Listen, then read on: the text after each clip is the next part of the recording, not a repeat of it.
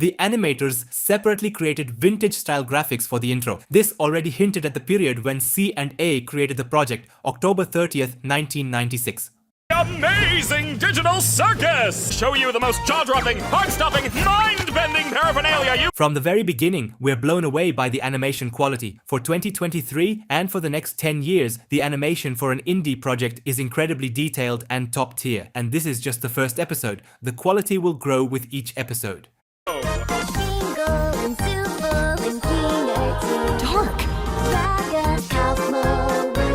The intro already contains a bunch of details. Kinga is hiding in a pillow fort, hinting at darkness. Being surrounded by darkness. Kaufmo is absent, which is the theme of the current episode and an important part of the backstory. And why did the song repeat on the phrase day after day? That's a thick hint at the ending itself. Digital copies of people will live in the circus day after day, day after day. Among all the random shapes, there's an eye. Eyes will always be present in the background, in paintings, and everywhere else, because Caine is always watching the characters.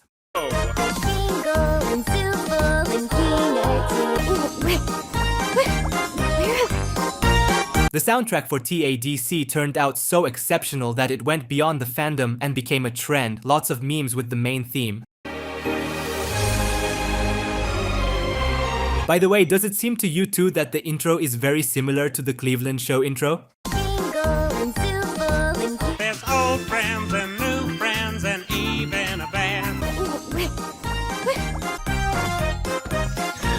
Pomni's appearance immediately showed her main goal in just a few seconds, to find the exit. But there's a much more important setup hidden here. The ability of characters to edit the world around them. Pomni just did it unconsciously for now. The sound from the Source engine, a legendary engine. Most bugs with models are associated with it. Gangle's mask will break in every episode, and each time it gets more original and funnier. What's going on? Can't have any of that foul language around here. Respect for this. In most web series, they mindlessly and stupidly add a bunch of swear words, but in Digital Circus, the creators decided to set at least some boundaries of what's acceptable, and they'll brilliantly play with this idea in episode 8. Well, Kinger over there's supposedly been here the longest. Oh, did someone say something about an insect collection? The insect collection isn't a random phrase, but glimpses of his memory. He was just sitting in the darkness and some fragment of memories about his wife just surfaced. They broke my comedy mask. So, Caine, we having a new adventure. This is the Void. Not even I know what's out there. The Void is most likely free memory cells on the disk. This is a setup for episode 9. We'll talk about it later. Hello, Caine. I love you. Let's get out of here before the moon gets frisky. There's a small detail hidden here with the moon. Not particularly important, but it'll pay off nicely in the finale. Wait, what's that? I assure you, there is no magical exit door. I swear I saw it. Digital hallucinations! The exit door was added to show Caine's position. He's completely against people disobeying him, because here he considers himself the boss and absolutely doesn't want to change. I'll describe his development at the end. One of the few things I don't have control over are your minds. Important detail about mind control over people, because he can actually do this, they'll explain in episode 7. What do you think of... XDDCC turned out not to be a plot detail, but just an Easter egg from Gooseworx's team. It's some inside joke in her company. What do you think of Pomni? A symbolic name that Russian-speaking viewers quickly understood. Pomni translates to remember, which is what the characters want most of all. What did any of that mean? Going insane. Speak for yourself. If anyone needs me... The character designs are something else. Personally, I really liked Pomni and Gangle. The others are fine too, but Pomni is the absolute standard of the Digital Circus. They put the most effort into her. Of course I do. They're the two most mentally stable and capable characters to be paired together. Come on, ladies, let's... Why even go on them at all? Another Easter egg. Kinger isn't the only chess piece. There was also a black queen piece in a red cloak, but as you can see, she's out. Like several other characters at the beginning of the hallway. These are the ones who abstracted in Caine's basement. Why not try to find a way to leave? We usually do. After a while, you start to realize that you really can't leave, and constantly chasing an unattainable goal will start driving you a bit crazy. And eventually you get to asking what the point of anything is, and you completely lose sight of who you are and why you're even alive, and when you reach your breaking point, something really terrible can happen. Ragatha didn't give a random monologue. This is her personal backstory from real life. Ragatha is hardly talking about finding a way out of the circus. That's not in her nature. It's all about attempts to please a toxic mother. An unattainable goal that no longer makes sense with the chance of losing yourself. I certainly don't miss the yelling. Guilt tripping. Yes, I'm 100% sure Ragatha is talking about a difficult family relationship. Don't worry, Dollface. I've got a key to his room. Nah, I've got keys everywhere, and you've all been fine. Jax has all the keys, a detail that will play a role throughout the entire series. Kaufmo's been obstructed. Among the inscriptions, it already says no way out and Caine, who is pursuing Kaufmo. Considering the ending of the circus, we understand that the current Caine doesn't tolerate any resistance due to being defective. Kaufmo abstracted because he started messing with the main code, like Kinger in episode 8. Look, I might have found a way out of here. But he couldn't do it alone. Throughout all episodes, the number 57 will appear in the background. Gooseworx herself said it's also an inside joke among her friends, nothing more. I don't really know. The animators put a lot of effort into details. Even Ragatha's glitches have Easter eggs like an old ball and goal game. Hello?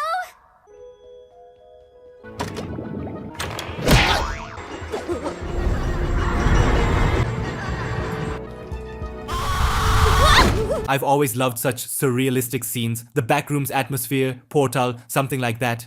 I am a f***ing architect. Many animated series often make at least one episode with such an atmosphere. SB129 in SpongeBob,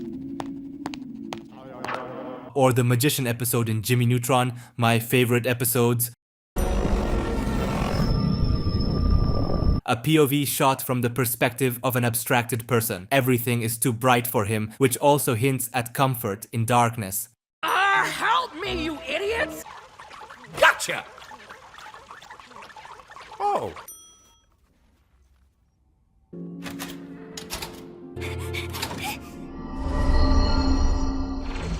Pomni subconsciously managed to create not just an exit door, but also the C&A office, which she accidentally snuck into. There's still something from the real world in her memory. Exploring abandoned buildings. The computer from Pomni's memories, which will be shown at the end of the episode. These shots are already from the real world. The computer will also play a role in episode 8. Over there. Ladies first. No, wait, why would I say that? Yes! An alert on my Wacky Watch at this. In the watch commercial, there's a website, thewackywatch.com. It constantly had updates regarding current episodes and hints about future episodes. However, the series has ended, and if you visit the site now, the TV is simply turned off. And into the cellar you go. Darkness and Water, the place where most of the abstracted will reside at the end of the series. You know, I am pretty hungry. because we don't need to eat, drink, or sleep in this digital world. Since when are you an expert on the digital world? Kinger's words about the digital world hint at his real life, where he was exactly an expert in digital technologies. After all, personalities in this world have knowledge from the real world.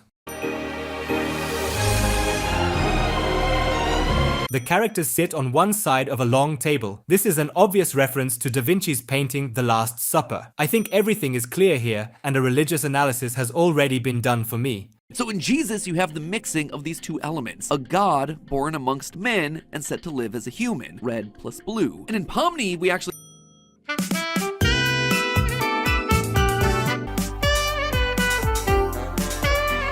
In every episode of TADC, there will be new great music. Even the credits have a good track. Actually, all of them are great. Here comes my favorite part of the song. Hope y'all are ready for this. Ha-ha! Shimmy, shimmy, yeah, shimmy, ah. Trank, swalla la la. Caine always did have trouble with cube collisions. Pomni glitched into a cube, a setup for this same episode, and Caine always had problems with cube collision.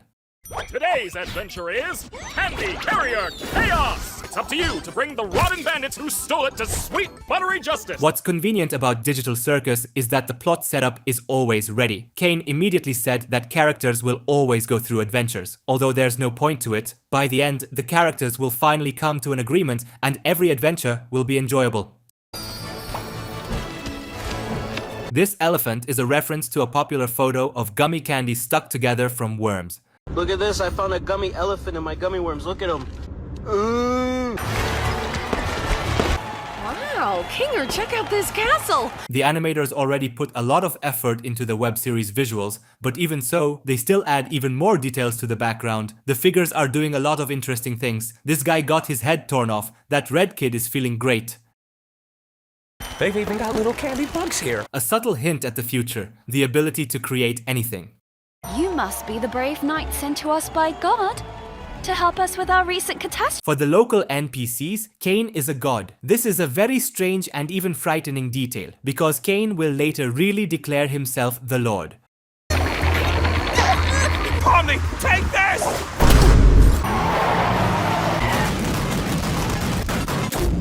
At the beginning of the episode, we were shown that the world of the Digital Circus has the same glitches as games. Textures can fly out of bounds. In the middle of the episode, this mechanic became a full-fledged part of the plot.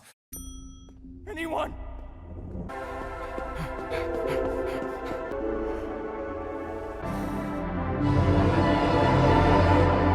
The composer perfectly conveyed the feeling of loss, mysticism, and unreality. Poor Pomni. How about poor us? We're one tanker away from being Augustus Gloop. Who are you, anyway? I am the Fudge. Reference to the old cartoon Raggedy Ann and Andy. Who are you? I am the Greedy. If you'd be willing to help us out in return. Hey, when did you— Shut up, Licorice Hair. Jack stealthily steals a key again. This will be important for episode 7. My life, my memories, it's all fake. I think I know the feeling. Feeling like you're nothing is kind of normal. Why are you trying to cheer me up? Guess I just don't want you to feel like you're nothing. But I'm not even a real person. And I could use a friend. Suppose I could give it a try.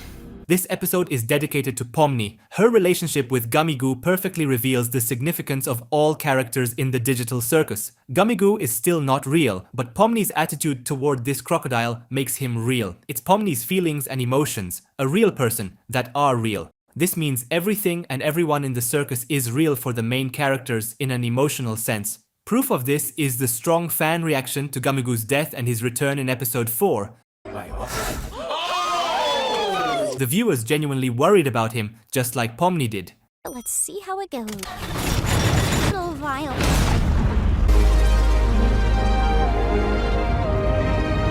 Glitching textures and cubes played their role. Gotta say, this is a lot more anticlimactic than I was hoping. Final battle, bloodshed, death, chaos. This isn't a win, but Jax's dissatisfaction with the lack of action is a direct interpretation from the creators, because there's no action due to the small scale of the studio itself at the time of the second episode. Glitch only occasionally allows themselves dynamic scenes, which is completely understandable. She still seems really upset about what happened yesterday. I remember how long it took for you to adjust. Oh, surprised you remember that. Remember what? Kinger shows glimpses of consciousness due to being in darkness under a bucket.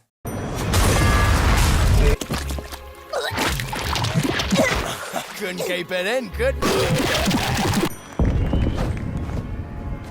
You did what now? Well, love to help you again sometime. Bye! And this animation shortcoming was played out in the finale, leaving the Kingdom massacre off-screen. Part of the massacre will be shown in episode 8. Welcome back, my little hard-shelled... So this is the circus, huh? Looks like one of these guys made it through. Wait, what? Just want to join us for Kaufmo's funeral? We like to have a little funeral service to remember the people who abstract. When Ragatha talked about memorial services for the abstracted, they immediately showed Jax's reaction. This hints at his backstory. Jax won't come to the funeral.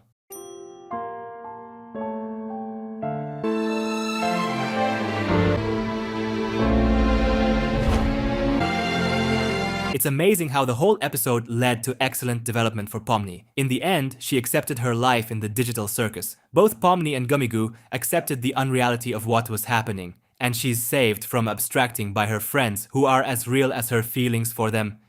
Interesting detail, this drawing was surely drawn by Gangle herself in memory of Kaufmo. I didn't want to believe that you cursed us, but the evidence is overwhelming. You made me look ridiculous. You made because something different happens with each person. For instance, Kinger starts glowing. Kinger's glow, a setup for the episode's ending. The scene with holding breath is also important for the finale. And behind Jax we can just see Abel, who will appear in episode 7. Gangle's mask starts spinning, and Zooble turns straight. My limbs straighten up. Also, here's a small hint about Zooble's orientation. Jax said, Zooble turns straight, where straight means both direct and heterosexual. After which, Zooble corrects that it's specifically limbs that become straight. Anyway, a play on words. The authors left an Easter egg in Bubbles' words. The phrase played backwards breaks the fourth wall, saying this: I can't wait for all the children in the audience to get horrible nightmares from the monster. Anyway, everybody into the fractal noise! It's adventuring time! Caine made a reference that slightly breaks the fourth wall. Fractal noise is a chaotic effect used in special effects much more often than it might seem, and this animation is also made using fractal noise. Caine knows this because he drew the portal, but the animators also added this clarification through Caine's words. Attention to detail, the Baron will mention that he has potential children. Surely Peggy is that 3-year-old daughter. Although Gooseworx claimed the events of the circus take place in 2017. This show takes place in 2017. It's strange that this is 2019 to 2022. Why won't they go back in? I remember my first wild take. The writers used popped-out eyes to drag Kinger and Pomni together to the scary door, but the words about popped-out eyes will also play a role a little later. You're probably not even listening. Zooble, look at this cool bee I drew! Caine will often draw or mention bees. This is a light reference to the main inspiration for the circus: I have no mouth and I must scream. All characters here are disfigured, and Gangle's mask directly references the mask from the Scream movies. Tuesday, December 4th. The animators are attentive to details. In libraries, green lamps are almost always present. No, this isn't a reference to Alexander Green's work, but a good helper for bookworms. Green light reduces the blue spectrum and reduces eye strain during long reading, and they added this lamp even to the virtual world. There are large eyes of Caine in the paintings. In the first episode and now, Caine continues to watch the main characters. This will also be emphasized in episode 7. I got it! What was that? Was that you? Right now? Yeah, that was me. Is this your hand? That's... I just remembered a really funny joke. The animators had fun drawing the characters' eyes in 2D, and they managed to convey all sensations, all body language using only eyes and voice. Top-tier skill. The picture you see before you is one I've been pursuing for years.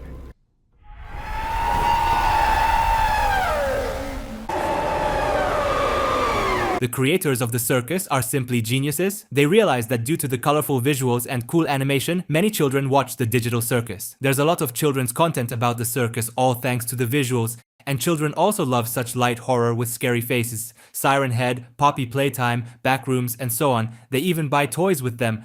The series authors either thought this through in advance or caught on in time that this theme can be developed and added exactly the same spirit of horror element. Scary enough, creepy enough. Great idea.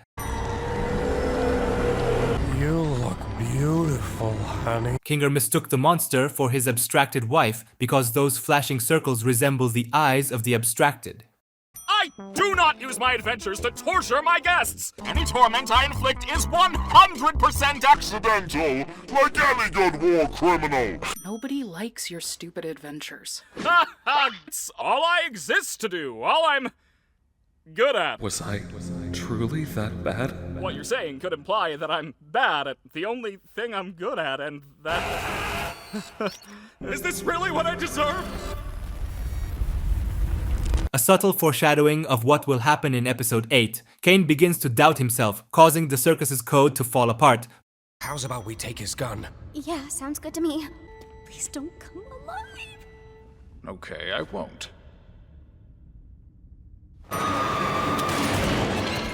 That wasn't so bad.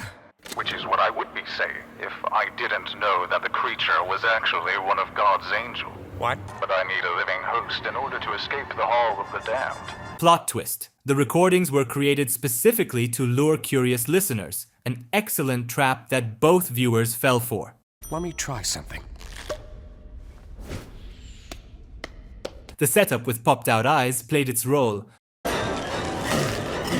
How's your wife, Kinger? A subtle hint at Kinger's backstory about his wife. All NPCs are written by Caine. No wonder they know some insights. However, it's strange that the ghost NPC started saying such things. Apparently their code is also unstable, like Caine's. By the way, the possessed Pomni was voiced by Gooseworx herself.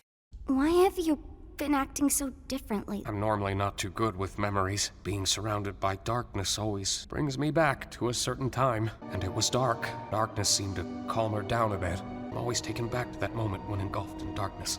Important revelation. In darkness, Kinger regains his sanity. This is very important for future episodes. I used to hate bugs, but she somehow got me to like them. Now we know why Kinger often talked and will talk about insects. It's because of his wife. You ready?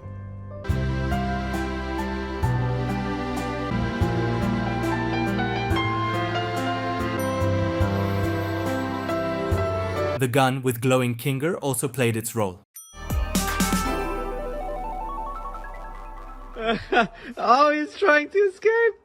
Look at him go. The episode begins with another reference to Abel. We see him in the background. Wind your arm backwards in a big circle, release right at the bottom. Got it.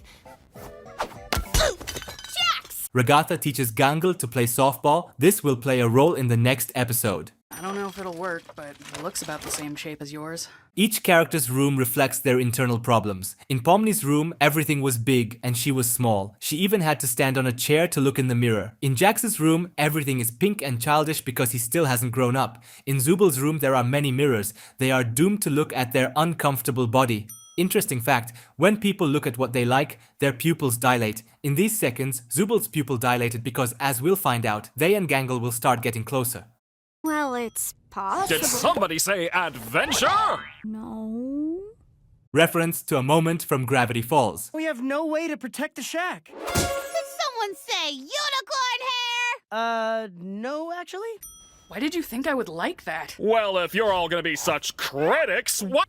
Again? I'm not gonna be a wage slave for fun. Oh, I know. I could sit this one out. And Zooble could take my place. What? That's not how that works. Great idea, Kinger! Motivation! That's what my adventures have been. In Caine's office, there are many references to past episodes. Books about Gloinks from the first episode, the blue teapot from the second episode with Gummy Goo. He, by the way, will return in this episode. The CNA logo and bees that Caine constantly draws.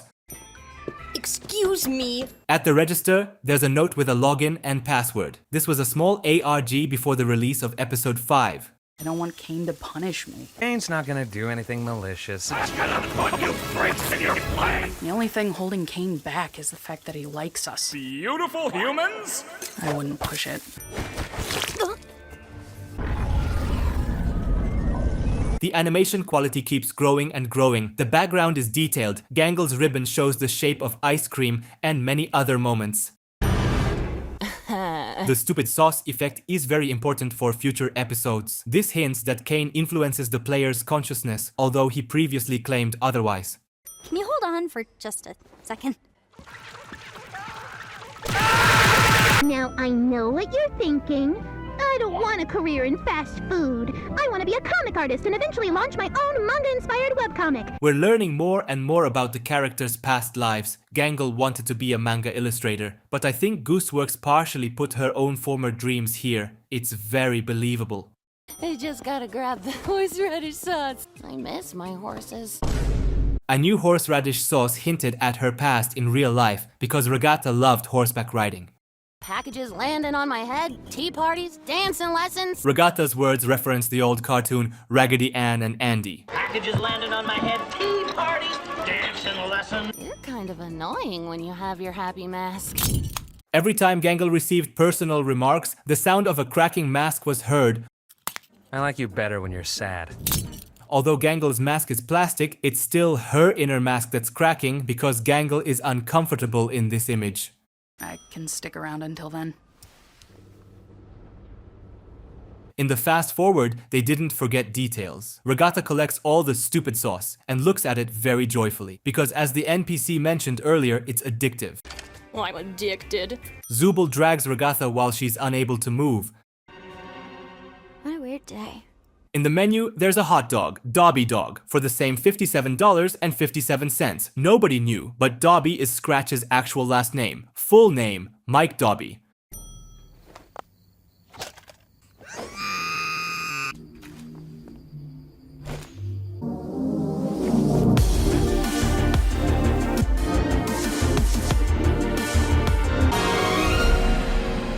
Now I understand why the writers focused on the plastic mask. They did it so Gangle wouldn't accidentally break another mask again and in the end would voluntarily give it up. The episode's meaning is clear and revealed. You shouldn't wear other people's masks and pretend to be someone else. Everyone told Gangle that they liked her previous version. Even with a sad mask, Gangle was real and much better. Gangle from the real world also got hit by a car and was in the hospital. Perhaps that's why she was scanned by the C&A device, but that's just speculation. Interesting detail, in the photo, all characters are from the past adventure, but there's also a photo of Kinger on a bull. Apparently that's what he did today. I am such a good... When Caine glitches, he strikes several interesting poses, lying like in Family Guy, an Egyptian dance pose, T-pose, and this is a very interesting reference. The animators stretched Caine in the form of a parody of Memo Aponte. The guys dressed up in circus character costumes and the animators made a direct reference to them. Well, this stinks.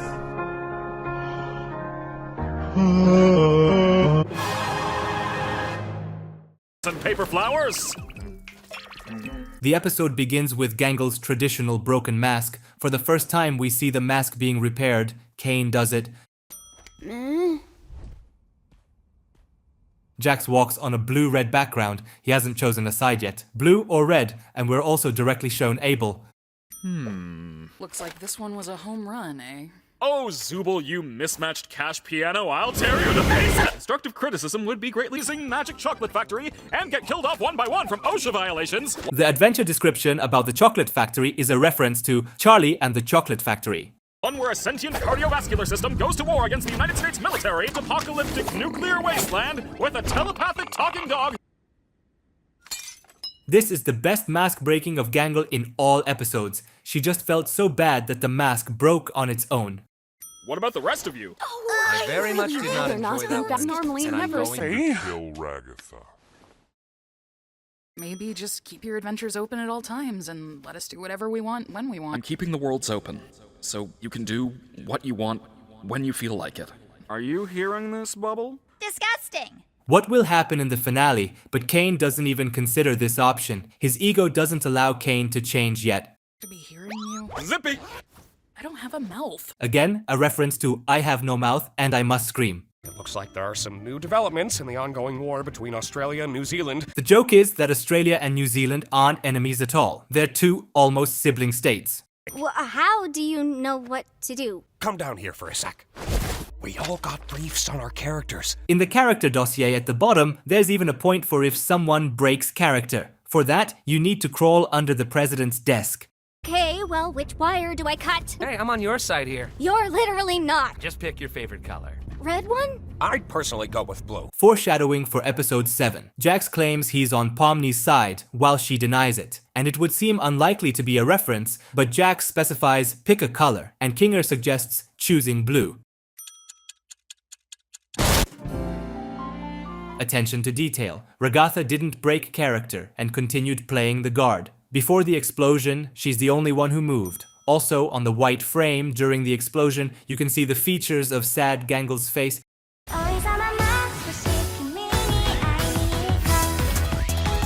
What is this? I don't like this. Behind Jax, there are sketches and concepts for the then unreleased glitch project, Gaslight District. Behind Gangle again, the same references from the authors. 57, origami of an abstracted character, Zooble's details. But what's funny, the blue teapot. It's always there in every episode. This is a standard model in 3D programs. Apparently the animators inserted the teapot as a background object, while also keeping the idea that the show's universe is some kind of virtual world made in the same 3D program. But the joke is that the teapot was drawn by hand. Today, we're gonna learn the popular foreign language known as English? In every dub in other languages, Kinger named the language it's being voiced in.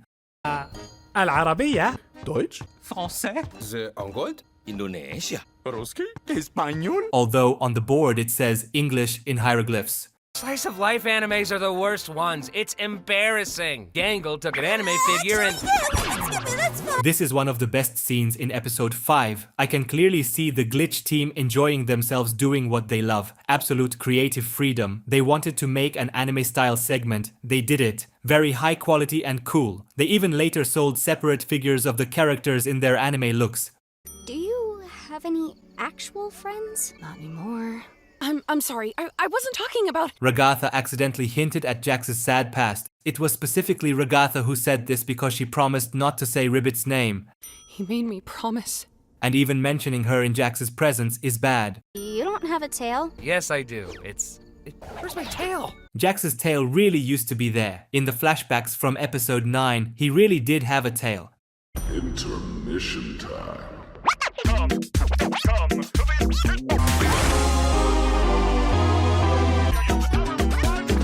Interesting fact, but this isn't a win. Pomni stood in a frog pose. This is a reference from the creators to her first design where she was supposed to be a frog. Ultimately, Ribbit became that. Since I'm a vegan. What? How is this even possible? I thought Caine couldn't. You got in my head! Jax's important realization, also necessary for the finale of episode 7. I worked at a bar briefly. 25 years old. I was an accountant for I was in community college for graphic design. I worked in real estate for a bit until I ended up... The noir-style bar scene is very important for the lore. Almost everyone revealed facts from their real lives, which was very important food for fans and theory enthusiasts. And I would seek out mild thrills, like exploring abandoned building. I sometimes did that. But what's much more important, how they got into the digital circus. Pomni explored abandoned buildings and one day stumbled upon the C&A office. Zooble did the same thing. Jax ran away from home and probably also wandered somewhere he shouldn't have. Kinger worked at C&A, Ragatha sold real estate and also somehow went into an old C&A office. As for Gangle, it's not quite clear yet. Probably someone really scanned her brain while she was in the hospital. After my lung cancer diagnosis, me and my junkie associate from a chemistry class I used to teach... Yeah, I know what you're referencing. Was that a reference to something? Jax retells Walter White's backstory from Breaking Bad, and Ragatha doesn't understand the reference because she entered the circus before Jax and Zooble, meaning clearly before Breaking Bad came out. My mother was... a lot. Braiding... guilt-tripping... I like how the writers correctly wrote each character's past. Everything said fully matches them. Ragatha had a reproachful mother. After that, of course, the girl grew up trying to be good for everyone, and so the backstory is written for every character. Sorry about the whole president thing. Are you apologizing? The first steps of a budding friendship, right, Ragatha? This look from Ragatha was unclear until the final episode came out. She witnessed everything that happened between Jax and Ribbit, and now she sees that a similar situation is happening between Jax and Pomni. That's why Ragatha is so worried. It's softball! Sup, I'm evil Pomni. I'm evil Ragatha. I am Ada! Sup, I'm evil Pomni.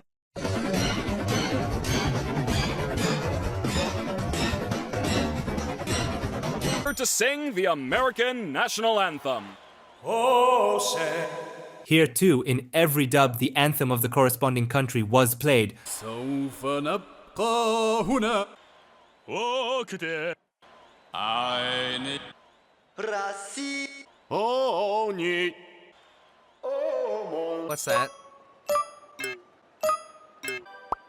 What the heck? This isn't a win, but again the authors are just harshly joking, playing with fans. They mock fan service while benefiting from that fan service. But what deserves a win is Pomni's vote. She pressed against, because she's slowly starting to trust Jax and worry about him.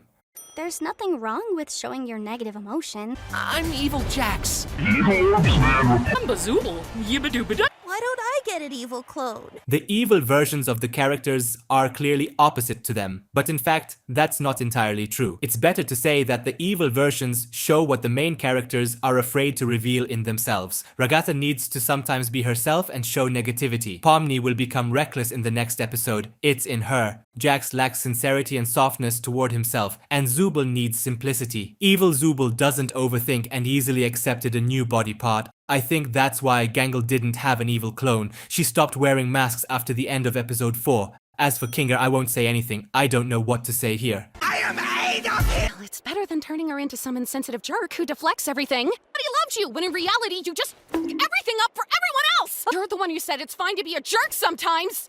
And here's the proof. Ragatha became her evil version. I'm in a maid outfit. What do you think? Reference to the old trend with cats and cucumbers. People started filming cats' reactions to an unexpected cucumber nearby. Cats would get scared. They say cats mistake cucumbers for threats, like a snake, but veterinarians advise against doing this because such stress harms cats. Gangle hit a home run! Your instructions helped me a lot. The scene from the beginning of the previous episode played its role. Oh yeah, Pomni. I can show you that thing in the hall I was talking about. Jax leads Pomni to the red side, while everyone else goes to the blue. Again, episode 7.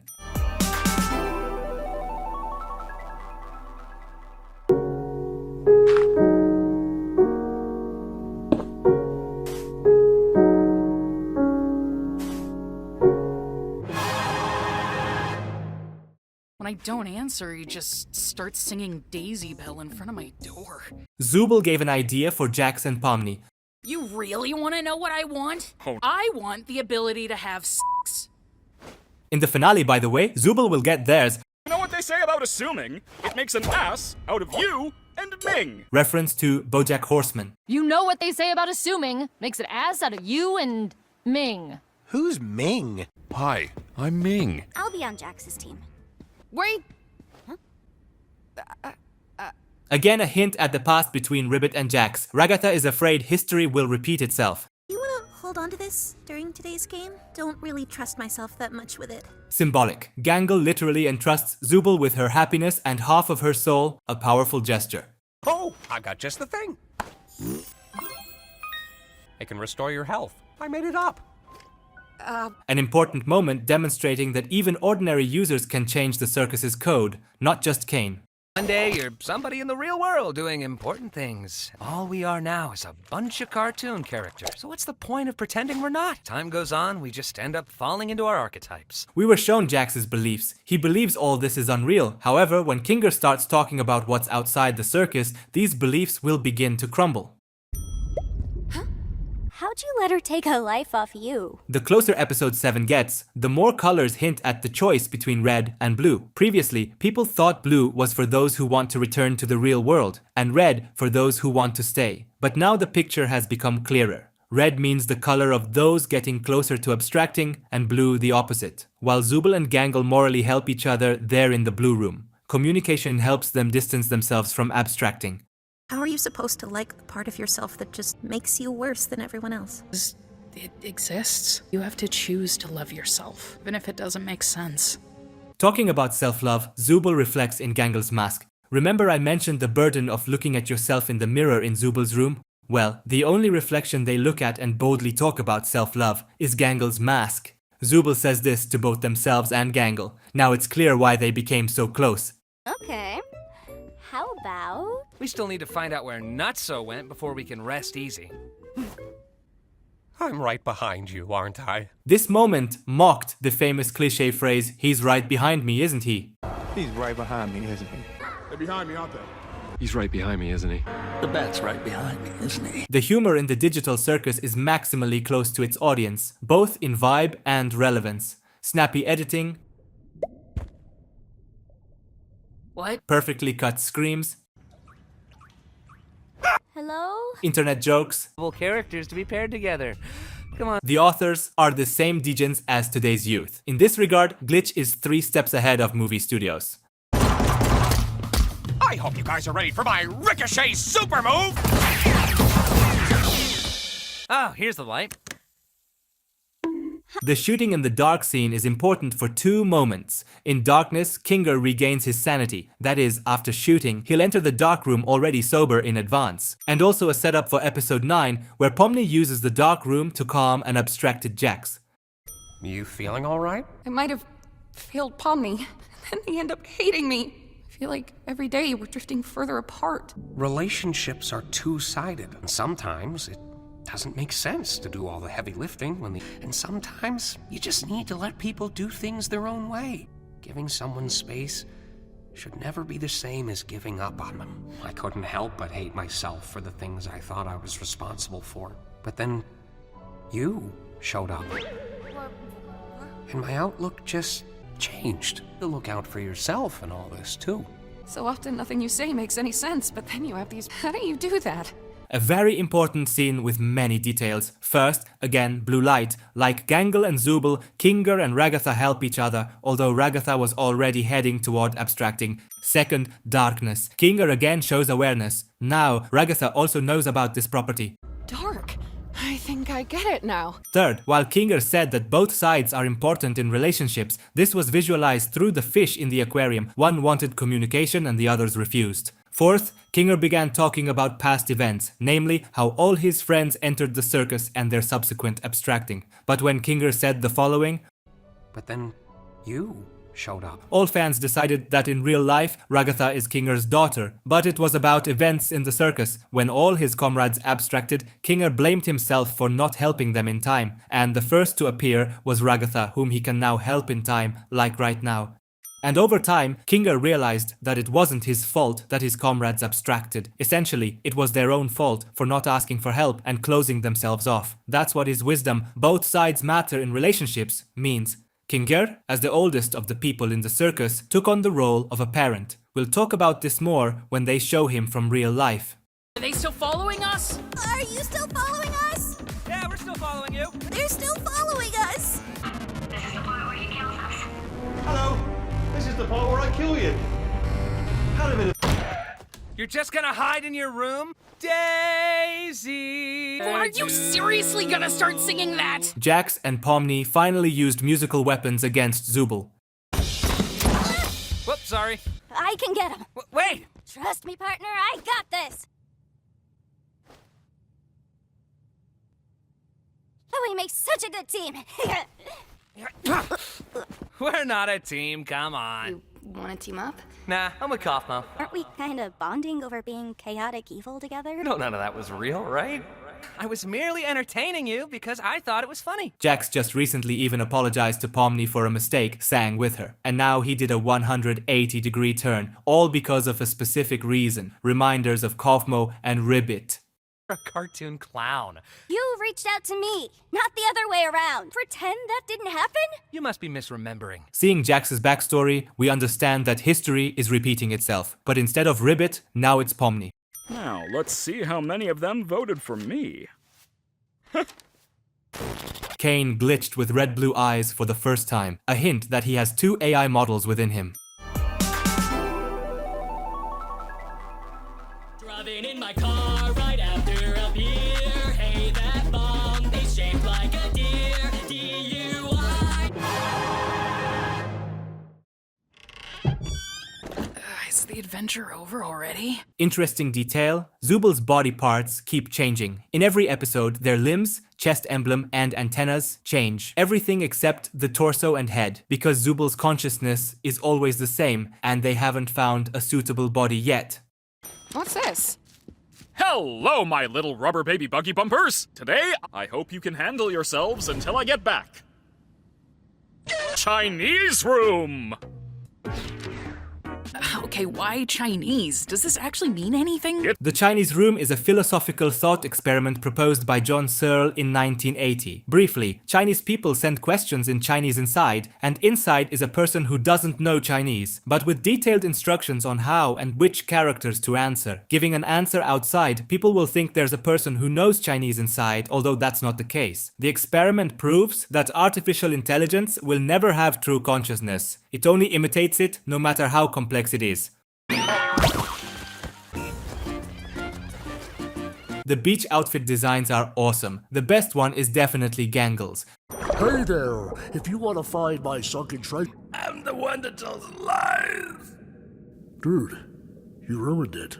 I've been starting to think that maybe the ability to change is fine. Not needing to commit to one thing all the time. How about that? A good dialogue should tell as much as possible in minimal words. Here the phrase about don't need to get attached to just one thing echoes Jax's grief, that is, his attachment to Ribbit and Kaufmo.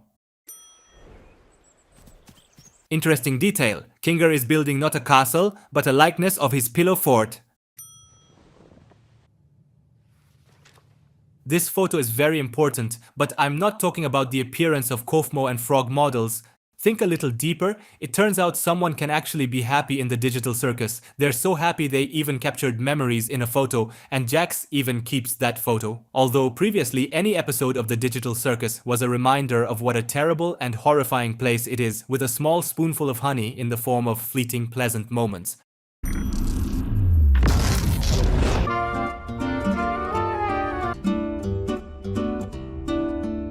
We saw what abstracting looks like from a first-person perspective, hallucinations in the form of fractals from fragments of memories. Interesting detail. Episode 7 is the only one available in 60 frames per second. Only this scene is rendered at 60 frames per second. We thought you might have a key to the Chinese room. These are all the keys I have where I don't know what they go to. Has anybody even tried just... Oh, thank God. Really, nigga? I helped create this place. Go get Kinger. We can fill him in later. We've both done things we're not proud of. Abel is an NPC invented by Caine, and every action reflects Caine's interests. That's why he restricted Kinger from this adventure as much as possible. I'm one of the original programmers of the Digital Circus. I was part of a team of experts employed by C&A to bring this place to life. Kinger was one of my co-workers. They began forcibly hooking my fellow co-workers up to the computer in special stasis pods that would keep them... Last I remember, I was asking too many questions, and then poof, I was here. I did some digging, and I discovered that the stasis pods and the virtual world are both run... I'm getting a little ahead of myself, but this scene has aged like fine wine. Now I understand that the real circus was outside the series itself, in the TADC fandom itself, but not in a bad way. The authors of The Digital Circus led viewers by the nose, making hints and clues to the truth. All this map, all this backstory, and this scene like in Gravity Falls, where all characters try to unravel mysteries left by unknown persons. In the end, it was all an adventure from Caine, and not only the circus characters, but the entire fandom ended up being fooled with empty hopes of escaping the digital world. Digital Circus is not like Gravity Falls or Attack on Titan, where you're waiting for some epic finale with all mysteries solved and a final battle. And then at the end, Zooble sacrifices themselves, holding the exit while the main characters run away. Caine falls into the abyss, screaming, "No, how could you defeat me?" And Pomni turns around and says, "No. Please be We are the Amazing Digital Circus." And then a post-credits scene where their real adult versions stand at Zooble's grave, all crying, saying something about friendship. Pomni and Jax got married, and their daughter asks, "Who is that?" And Jax answers, "Zooble, a trained butcher, we named you after the bravest person I ever knew." And the title drop, directed by Gooseworx with Linkin Park. Like, people seriously expected something like that from the circus finale and became a circus themselves. This episode and this adventure are a direct demonstration of what viewers wanted, but what would be absolutely inappropriate. The authors are evil geniuses. I'm just shocked. Okay. You know what's gonna happen when we do all this? He's gonna pop out and say, Congratulations on beating the Escape the Circus adventure. Jax predicted the finale of this episode. My name is Abel. The creators openly make references to the Bible. And in Pomni, we actually... Caine and Abel, C&A logo. According to the story, Caine and Abel were the first children of Adam and Eve. Out of envy, Caine killed his brother, for which God punished him with eternal wandering, and no one who meets him will kill Caine. Although this is just an NPC, not that blue AI, the essence remains. That I'm actually a... Oh, what's your takeaway from all this? Wowee!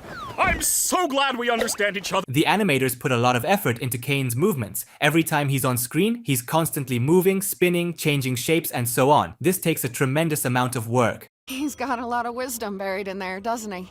Yeah, when he uses it responsibly. What? Abel's words hinted not at the outside world, but at the ability to create anything in the digital world. Caine always did have trouble with cube collisions. And it's true. In episode 2, the cubes really did glitch. These are model skeletons in 3D animation programs. Hey. The very last hint at the backstory with Ribbit. These voices sound in Jax's head because the sphere doesn't store the past and doesn't emit anyone's voices, and Pomni doesn't hear them. All characters took Pomni from the blue hand side and Jax from the red side.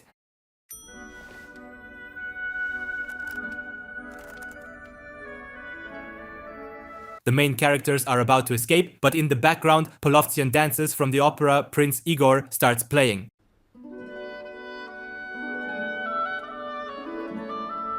The choir sings about freedom, homeland, and longing for home. In the opera, by the way, the prince did manage to escape, but the circus characters didn't.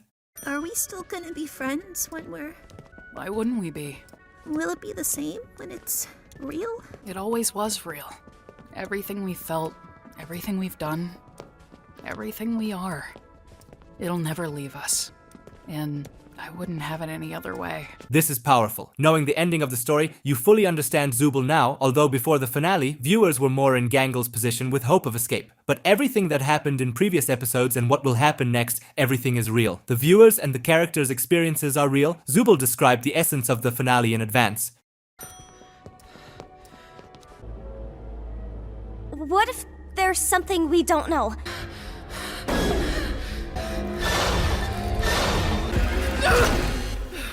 Jax's clouding of consciousness, which we've seen over the past episodes, finally led to the most tense scene. Jax's anxiety grew as he approached the exit from the circus. That is, exit equals entering a terrible real world where Jax is unhappy. Jax chose the red button, which I believe symbolizes not stay, but abstracting. Instead of listening to his friends and talking to them, he decided on his own. Congratulations! Was all... An adventure! Pods. The way A out? fabrication of my incredible world-building skills! A scene that slapped all the characters in the face. Again, jumping ahead to the finale, you can't escape the circus. Everyone here is just digital copies. However, this is the point of the series. Live here and now, accept everything you can't influence. Don't distance yourself from loved ones. Survive in this crazy world and find inner harmony. That's what the series is about. Not an adventure where the main characters solve mysteries and look for an exit. Happiness is accepting yourself and solving problems in your head, not the real world itself. There are plenty of troubles in the real world too. Even if all the characters hypothetically escape now, the demons in their heads would still be alive. Jax is still problematic, Ragatha is still afraid of being rejected. Pomni, Gangle, and Zooble also haven't completed their journeys. I think you get it. What would have happened if we picked the other button? I made it take you to Shrimp Town. There's a theory that shrimp meant the abstracted, because they resemble shrimp in shape. But it's debunked because in episode 9 we'll see a shrimp town. There's also a theory that their shapes resemble the hormone oxytocin, but I find that hard to believe considering how laid back Gooseworx and her team were when creating the series. It's not that deep, bro, although I can throw in another theory. See this huge white screen? Now look here. You dirty liar! You got in my head! You just... Jax said Caine got into his head right after these flashbacks. I assume? No, I'm even absolutely sure that Caine specifically influenced Jax's memory so that he wouldn't want to return and press the red button that's inconvenient for Caine. Otherwise, Jax wouldn't have said, "You got into my head." You can mess with our minds too, can't you? The stupid sauce, the vegan thing, God knows what else! Our names? Can't I remember my name? May have the ability to add temporary modifiers to make... A detail we didn't notice. Caine really did influence the will and mind of living people in the circus. Stupid sauce, vegan. The episode ended on an intriguing note, leaving even more questions than before.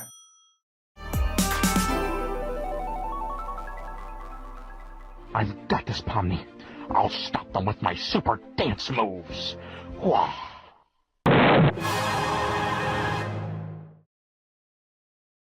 Glitch made a warning for epileptics. Professional approach.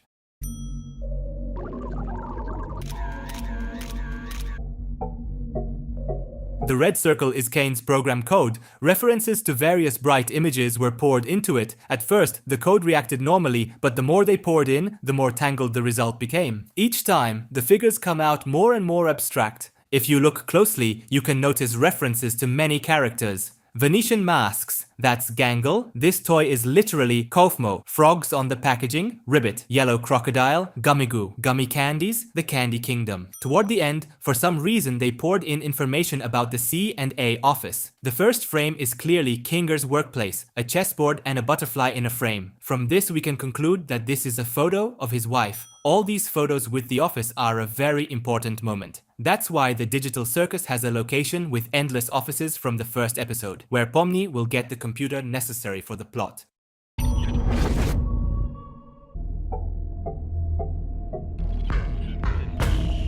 Caine's code was isolated due to instability. He escaped and absorbed the new blue code. Therefore, when Caine glitches, his eyes become blue and red. We conclude Caine isn't one personality, but a combination of two, some kind of hybrid.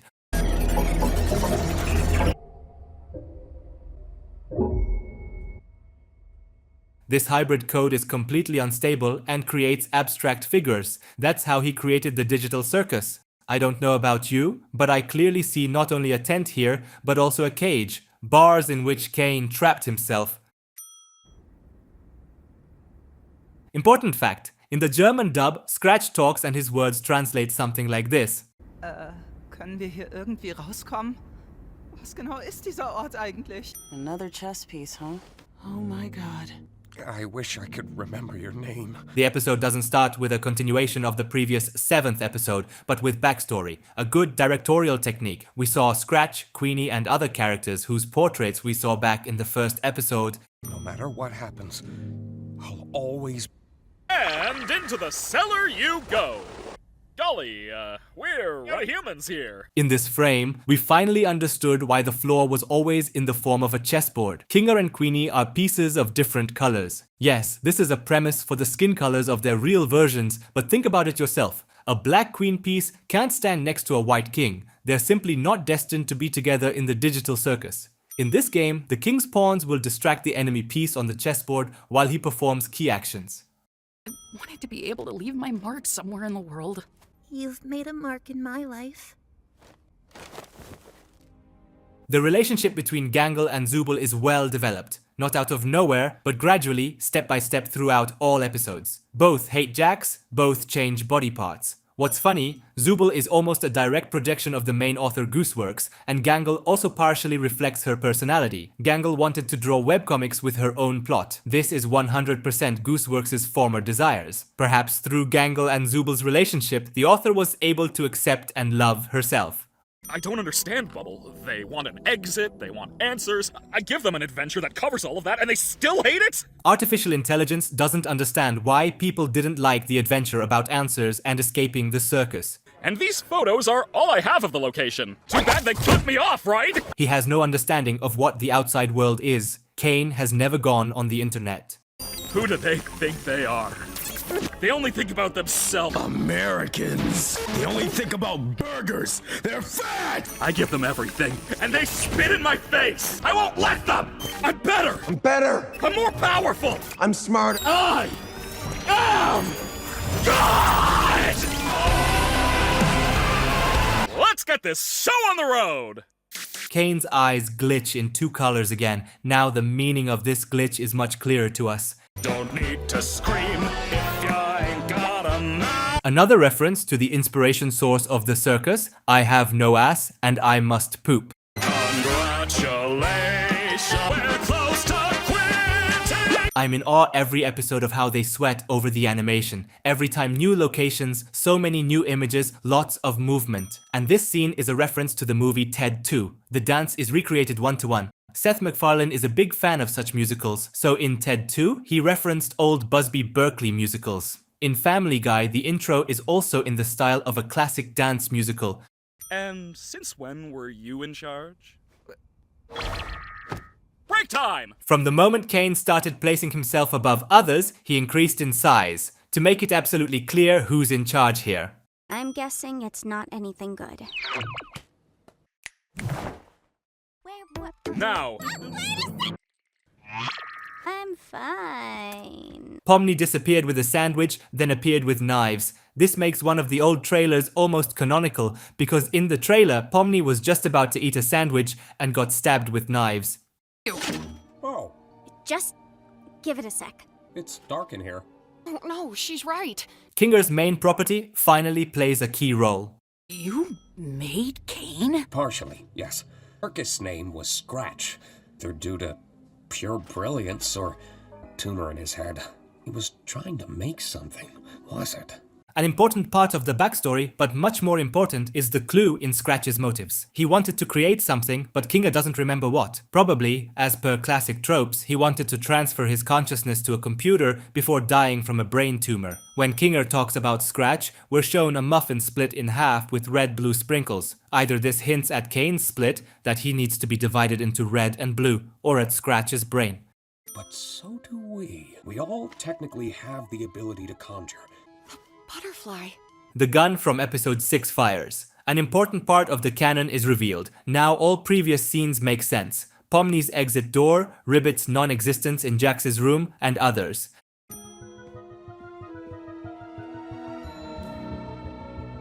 In the first episode, Pomni touched herself with her blue hand and now with her red hand. How much she's changed and grown as a character over these episodes.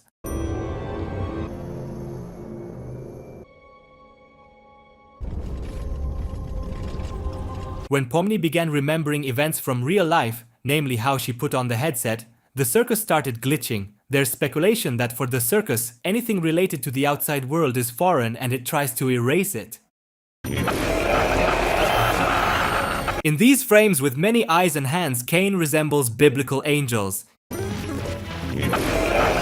gonna put you freaks in your place!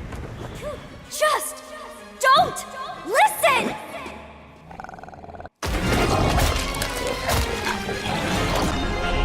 You never let us feel like we're at home.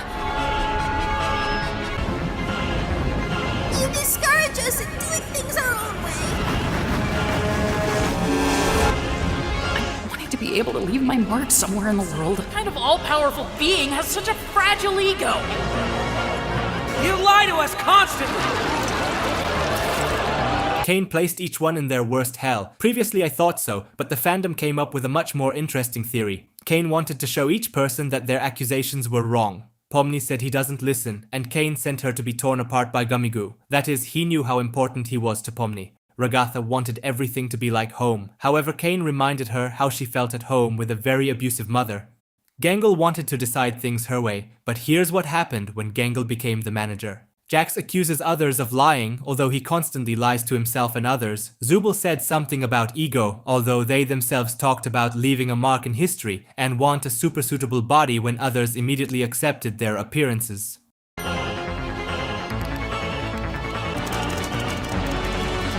The computer interface is very important. In the characters folder, there are separate folders for AI and neural scans of people. That is, the helmet Ragatha and Pomni talked about really was a brain scan of living people. In the AI folder, there's Caine and a second unknown one. Perhaps this is that blue code. Kinger's password, Queenie123. Cool. They also left an Easter egg, 1337. Bruh. I just wanted to fulfill my purpose! Wait, no. Wait. I accidentally killed Caine. Holy shit. This is the best use of swearing in the plot. Usually swearing is either there or not. It's used to enhance the emotional weight in dialogue or to show the setting, for example, troubled characters from the streets. But here swearing not only enhanced the shock of the situation, but doubly shocked because censorship was a specific part of canon. The filter worked as long as Caine wanted it. Now it's gone. With just swearing, they told us that Caine is truly dead. That's just genius.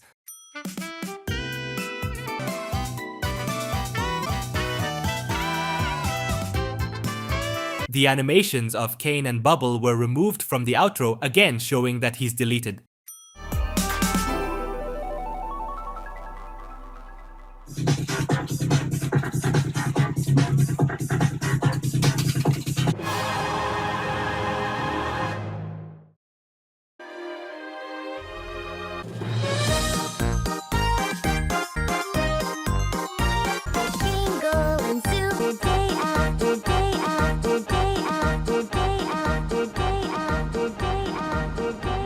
Intros for series were originally invented to immerse the viewer in the plot and quickly present context, but one of the main reasons was to extend runtime. That's why modern streaming services have a skip intro button. Nowadays, most series shorten intros by coming up with their own tricks, like and the Digital Circus did the right thing too. They showed the intro only in the first episode and the last. It's terrifyingly uncomfortable to watch, knowing Caine is dead and all the characters are depressed. At the end of the intro, the phrase "day after day" froze, hinting at the eternal stay in the Digital Circus.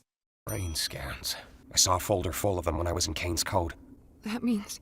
I know what it means. Finally, they stated the fact. Everyone here is just digital scans of brains, and escape is impossible. This is the true vibe of the Digital Circus. It couldn't have been otherwise. I don't know what to drop. You're much too much. I wish I'd pried a little more. Of course he'd do this. Until there's nothing we could do about it. Damn it, Jax. They didn't show Jax's abstracting, and that was the right decision. When I watched it the first time, I initially thought these were old, abstracted ones who had escaped, and only slowly during the dialogue did I realize it was Jax. Part of me couldn't believe it. Part of me didn't want to believe it. Believe me, this is much better than if they showed him sitting in a room, starting to freak out, and turning into a black mass under "Can You Feel My Heart?" Her name was Ribbit. He made me promise. A specific event led to the revelation of specific information. When Jax was gone, Ragatha stopped keeping her promise and told about Ribbit. Pomni repeats a trick she learned from Jax. Uses darkness, information she learned thanks to Kinga.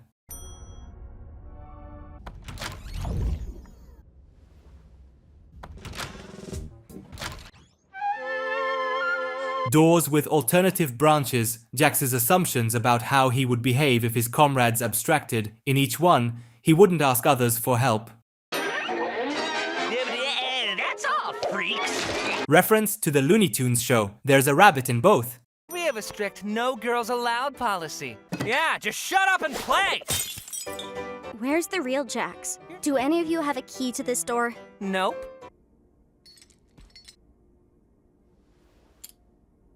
None of Jax's personalities came into contact with Pomni. Only the weakest and most vulnerable part, literally locked inside, agreed to accept help from Pomni. Jax has the keys to all doors. Oh, he laughed! I'm just mad it was you instead of me. Well, yeah, you're not funny. Reference to the first episode where Ragatha clarified that Kaufmo gets offended when people don't laugh at his jokes. Oh my god, same. I used to swear so much. The Shrimp Town bubble mentioned in episode 7. I made it take you to Shrimp Town. And I always felt like a... In Ribbit's room, there's a blue bowling ball that Jax took from Kaufmo's room in the first episode. What's... I know it's a lie. Get away from me! Watch out for her. She's gonna corrupt you. Ever done something that you regret? I told you I was homeless. They split when I was just starting high school.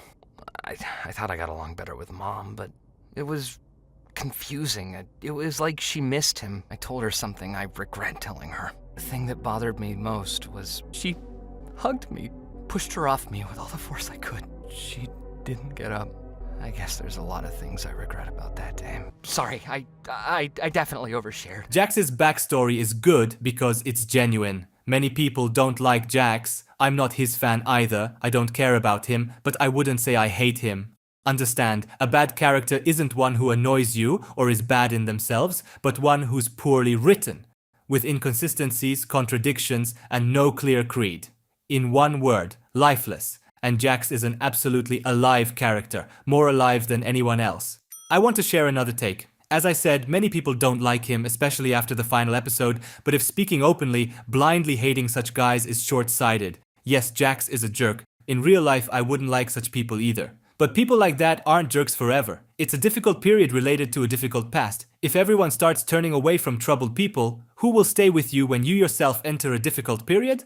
Not exactly like Jax's, but any other problematic state? One day your close person will become problematic. How would you feel if the whole world turned away from your loved one simply because, well, he's such a jerk, I don't like him? But you remember and know his backstory or why he became that way. It's a temporary state. Not liking such people is a healthy and correct reaction. But not trying to understand them is blindness. And Pomni is a good person who decided to help anyway. Your secret's safe with me. Hey, now's a bad time. I can come back later. That would be cool. Good. The bow tie is a symbol of Ribbit's trust, and Jax just threw it away out of shame. I think I might have found a way out of here. You gonna cry? The bowling ball wasn't added for nothing. Thanks to it, we learned that Jax cried in the first episode immediately after realizing Kofmo had abstracted. That means he also cared about him. Didn't know you could play the piano. Why are you here? Just to rub every mistake I've ever made in my face? I'm a terrible person. Is that what you want me to say? So why does anybody still care about me? You're not supposed to miss me. You're not supposed to love me. You're making this so much harder.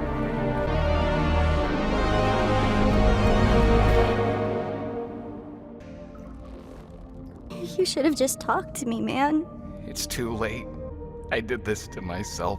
There's no coming back from this. In this scene, they only wanted to show Jax's reaction to him abstracting. These are the words of people on the other side of tragedy. They regret not dealing with their demons in time, realizing it's already too late. Many people who lost loved ones this way dream of hearing these words. They want to know, did they at least realize what they did? Do they regret it? I don't want to go. None of them want to sink into sorrow or die. This is a message to everyone who is in a terrible state themselves, close to abstracting. Stay with me.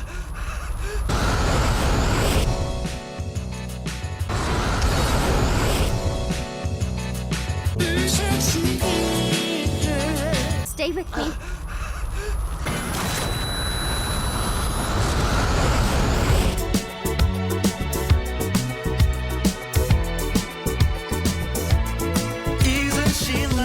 Okay, I could use a friend. Wait, what? What happened? You good? I can handle closing. I think we all look weird. There's nothing wrong with showing your negative emotions.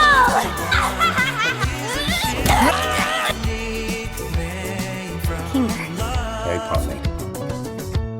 I thought I could uplift everyone, but... None of this is your fault. But while the others took weeks, you found your footing in a matter of days. Also become someone they can trust. Times like these, they're gonna need someone like that the most. You're very strong, Pomni.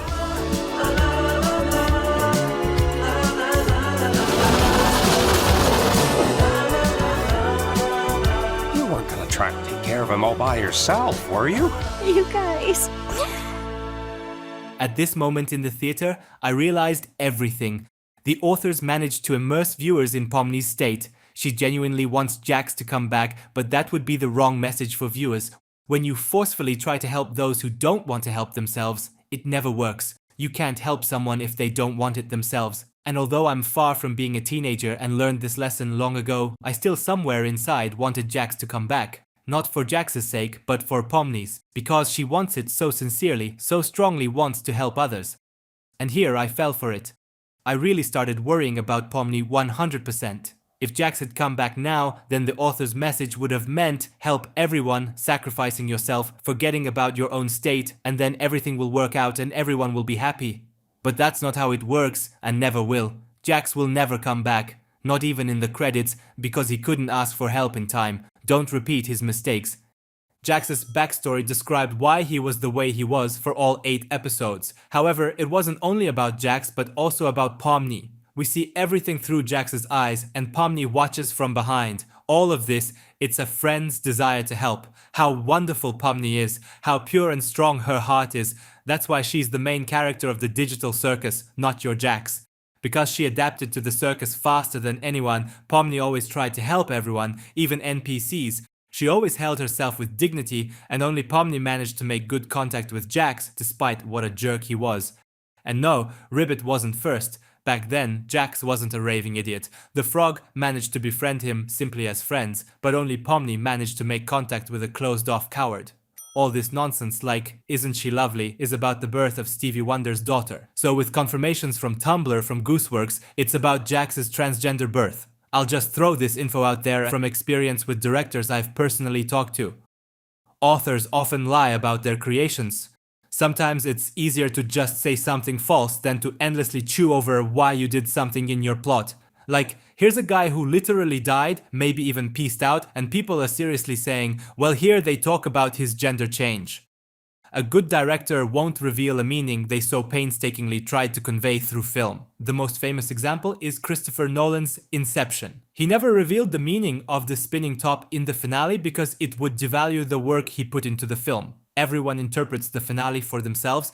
It's much more interesting and better than reading from the author's Twitter what they meant. So just take my word for it. You shouldn't blindly believe what authors say about their creations. 70% of the time, they're either lying to you or leading you by the nose for hype, promotion, or just to laugh at the audience. You're gonna try to take care of him all by yourself. You guys. Pomni will also lose herself if she tries to solve Jax's problem alone. This fits both meaningfully and visually. You can see abstracting affecting her. This is exactly what her friends saved her from. Why can't I cry for him?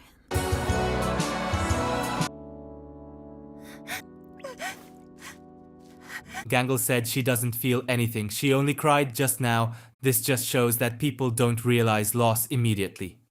How are you holding up? Doesn't that hurt?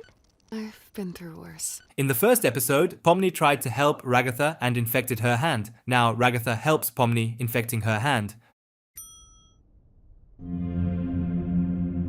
The void shown in the first episode wasn't shown for nothing. When files are deleted, they aren't completely erased. Recovering deleted files is possible and easier than it seems.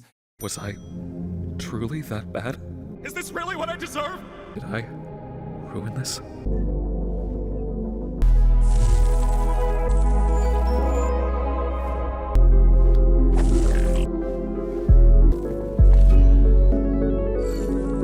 Caine's problem was creating defective figures, code, etc. But the main problem was his unwillingness to change. Let us do whatever we want, when we want. Are you hearing this, Bubble? Caine firmly believed he was perfect, that he was a god, and people were beneath him, and when they didn't give him love, it broke him morally. And in this scene, Caine finally does what he never did before. He changes. Caine is learning to make straight, non-defective figures.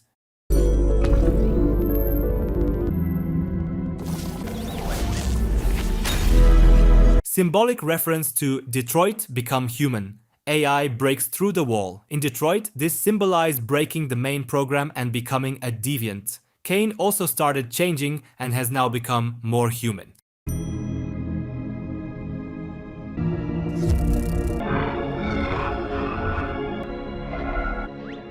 Frames with the red ball are the past. That's why neural scans are here and Caine has access to Wi-Fi. Two events strongly significant for the plot: how he created the digital circus and how Caine first goes into the outside macro world through the internet. I really don't understand why random Wi-Fi was accessible for a short time. It seems the computer was on in an abandoned office. Logically, I can only assume that the program with the circus is on some storage device and now it's in some laptop. But honestly, I don't know. You can write your theories in the comments. I turned them against me. But they hate me. All this power we had together, but we just can't exist like this. The final point in the character's development. Caine reversed his very first sin, giving up power and authority in favor of humanity. In the final credits, Caine puts the blue AI in a cabinet. Hi, Caine. I still love you. Never programmed you to say you loved me. I know. Understood. So originally, the circus NPCs could change. And not just change, they could even love. No more secrets. Pomni. Abigail Brooks. She's still an accountant, but she seems to have opened up more and is hanging out with new friends more often. She even has some of them in her videos with her. The glitch animators are attentive to details. They replicated the design of YouTube from 2017. Ragatha.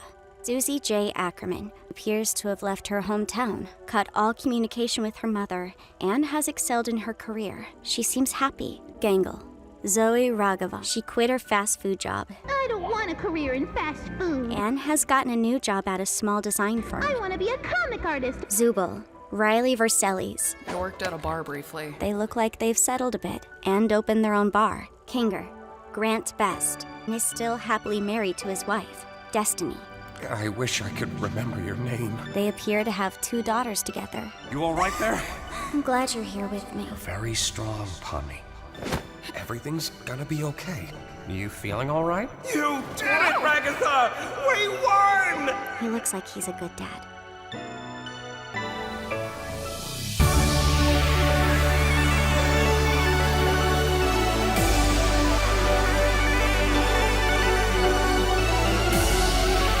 Finally, what everyone waited for 3 whole years, the real versions of the main characters. Great that they didn't show the characters' faces, cleverly hiding each one. Faces would have greatly distracted the viewer, now the focus is on their lives, and every single one of them is quite happy. This is an incredibly important detail because when they scanned their brains and went about their business, their digital copies ended up in the circus. This is a very important lesson from the project's authors, because it shows 2 paths you can choose. Jax from the circus couldn't overcome himself. He's the version that gave up. In this moment, Jax almost decided to ask for help, but chose to give in to bad thoughts. And Jax from the real world, Leroy Mateo, managed to deal with his inner demons. Jax, Leroy Mateo, seems to have gotten a stable job and is able to pay rent. A spot they seem to frequent is Riley's bar. It's not for nothing they showed him greeting an elderly woman. It's not necessarily his mom, but it's a fact that he's positive toward his mother's portrait and treats it with a smile and joy. This is all a message to the viewer. Choose the better path, don't repeat the mistakes of the abstracted. Each of the heroes partially repeated the fate of their digital copies. Abigail became more open and made more friends. Susie Ackerman managed to break away from a bad family and start a new one with good friends. Zoe started publishing her webcomic, just like Gangle, who already set up a drawing board in her room and doesn't even hide her work. Riley tried everything and finally found parts that suit her, and she named the bar Triangle. When Kinger entered the digital circus in the 90s, he didn't have children, but both Grant and Kinger himself had 2 daughters, becoming the best fathers. Cool that after so many years, he put on the VR headset again. But the best result is Leroy's. He used to literally live on the streets, left without a family. And he crawled out of even such a pit, getting back on his feet. Not just in terms of work and friends, but also in his soul. Not everyone will deliver mail with a smile like Leroy does. But most importantly, millions of digital circus viewers are also sitting on that couch with the main characters. Because being so happy for ordinary folks whose lives are going well is a clear indicator that they've become close friends to us too. This isn't saving the world, this isn't completing a 10-year-long franchise, this isn't revealing the nature of humanity. It's just your friends, with whom you built theories, drew fan art, discussed every episode and laughed at memes.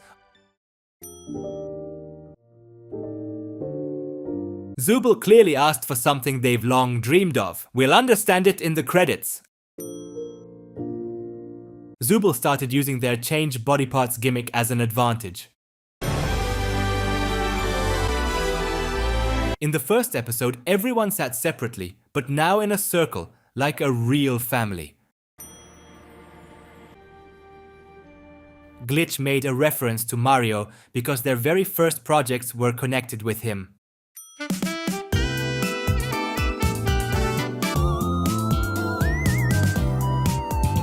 The final credits are full of cool details. For example, they caught that yellow fish and then cooked it.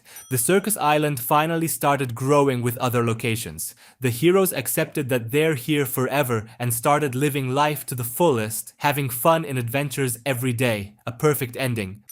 But you know what's the joke? Considering how diverse all these adventures are, we can safely say that all fan art, all fan projects like Digital Fight Club or The Amazing Digital Wonderland can be considered sort of canon. Not literally, but still, if you draw the characters in a medieval setting, cyberpunk or Zootopia world, it can be considered one of their real adventures.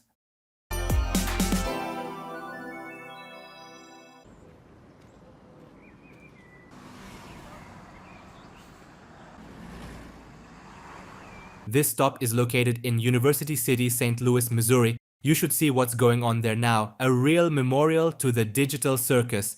All the main characters from the real world accidentally ended up in one place. They're strangers here, they're not friends. I'd like the heroes to find out what happened to their digital versions, but you still understand this will never happen. All that's left is to let them go, just like letting go of the series finale itself. It's a happy ending, but with a perfect sprinkle of light sadness. An excellent dish, an excellent finale.